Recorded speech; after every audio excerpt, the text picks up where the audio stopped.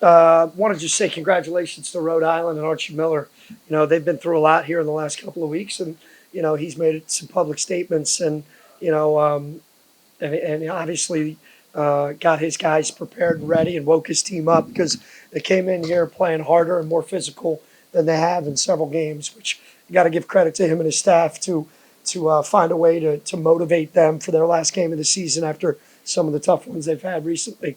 I want to thank Rose Thrill, awesome environment. All the fans that came out to support us and the seniors. It shows a lot of Fordham pride, and it makes us really proud to be a part of this program. And even though the outcome wasn't what we'd all like, you can really see the difference in the energy in the program, I think, and we're headed in the right direction. Despite wins and losses, we're starting to create something, I think, that'll be long lasting for a long time. At least that's what I hope. And as far as the game goes, look, we made a run in the second half. Tough. We always say don't let making or missing shots dictate your effort. And we didn't. We played hard. We held a team that loves to score the ball. I think they lead the Atlantic 10. I want to say. I'm not sure about after tonight in field goal percentage. We held them to 58 points at home, 22 points in the second half. You're supposed to win that basketball game, but we couldn't find the ocean. So, and they shot 30 free throws in our building. Some were probably warranted, some I don't think so. I think we should have gotten to the free throw line a few more times, but when we did, we didn't capitalize. So we didn't give ourselves a lot of easy chances. We missed some layups around the basket, some open threes, but that's what happens sometimes. So I'm really proud of the energy and the effort. Despite not making shots, they were still giving every ounce of energy and effort. And that's all you can ask from players, right? So, and we got that. So we need to build off that. We need to get hot on the offensive end and continue to play defense the way we have in the last few games. I think UMass was the best 40 minutes of defense that we've played this year, and we backed it up today. So going into Brooklyn, we got to play the same defensive effort and energy. You just got to make some shots on the offensive end. Coach, could you evaluate your team's offensive performance in terms of takeaways from this game? I mean, we didn't turn the ball over that much. We turned it over a few too many times, some careless ones in the second half. But 12 and under, and we got 17 more shots, 17 more shots than your opponent at home. I mean, if you look statistically, other than the free throw line, you're supposed to win that game. They only hit 3 threes, and they only. I mean, we work on our shots. Every one of these kids is in the gym constantly working on their games.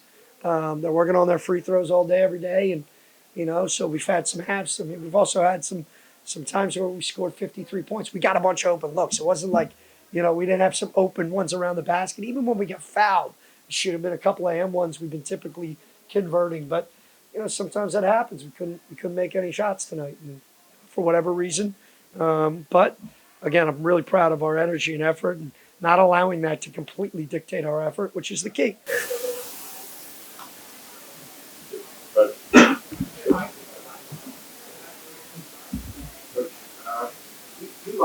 You don't know that. What do you say to Kyle and all I said to both Kyle, or all three of them, Kyle, Albie, and Antro, how grateful I am for their sacrifice, their commitment over their time here, how much we appreciate them, and how they've represented the name on the front of the jersey since they've been here. And I said they'll all be legends because I believe we're building something that's going to be really good here at Fordham.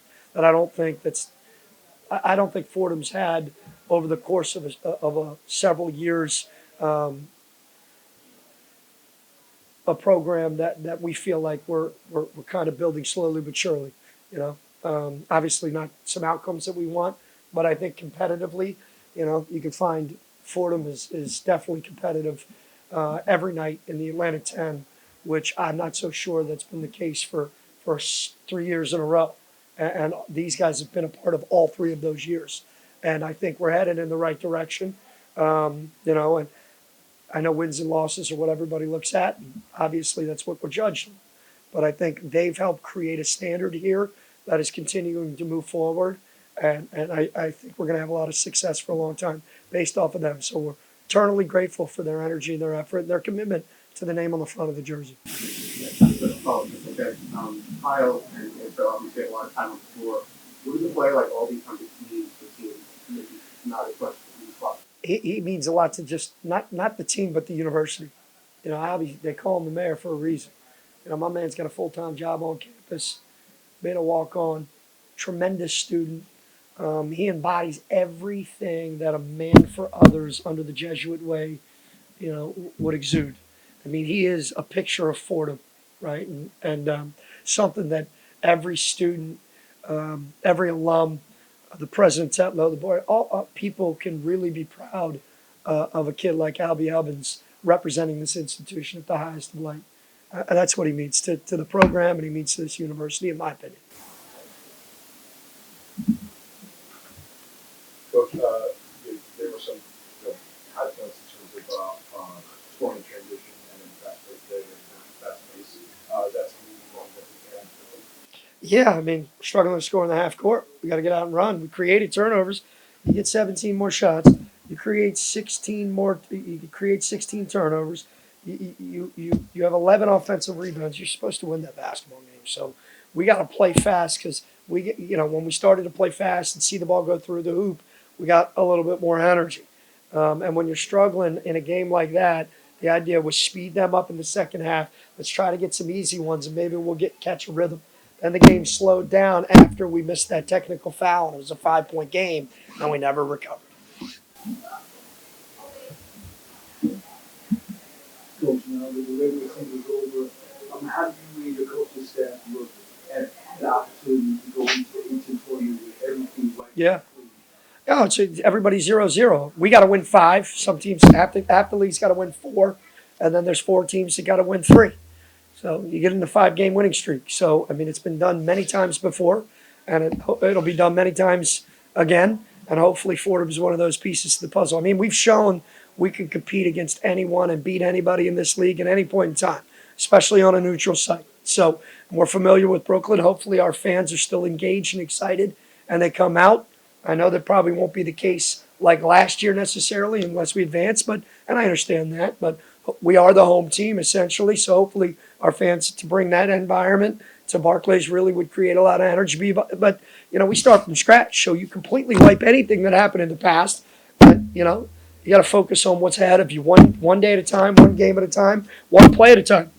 You know, and you never know what happens. And you know, there's plenty of tournaments where teams come in and get hot. And we had a kid, Khalid Moore, come here last year.